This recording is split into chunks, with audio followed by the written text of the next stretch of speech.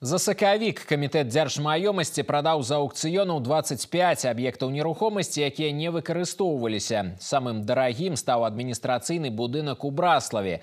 Раней тут размяшчалася праектна-вытворчае архітэктурна-планіровачнае бюро. За 41 тысячу рублёў яго купіла прыватная кампанія з Віцебска. Сярод аб'ектаў, якія знайшлі новых уласнікаў, ёсць і пабудовы сельскагаспадарчага прызначэння. Напрыклад, малочна-таварныя фермы ў Шумілінскім і Сенінскім районах. Дзяржаўны бюджэт з пачатку года пополнился на сумму 430 тысяч рублей. Всего в этом году запланировано вовлечь в хозяйственный оборот и снести 1030 объектов недвижимости. В их число входят как старые объекты, ранее не проданные на аукционе, так и новые, полученные от предприятий банкротов и выявленные в ходе проведения инвентаризации.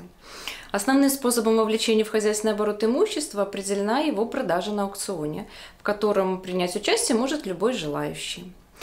При этом могу отметить, все объекты, запланированные к продаже в 2024 году, были выставлены комитетом на аукцион, и если покупатель не находился, то назначались повторные аукционы. Так, в прошлом году по 387 продаваемым объектам было назначено порядка 1100 аукционов. Помимо этого используются такие способы вовлечения, как сдача имущества в аренду, безвозмездная передача, использование в собственных целях. А объекты, находящиеся в аварийном состоянии, запланированы на снос в первоочередном порядке в целях наведения благоустройства на земле.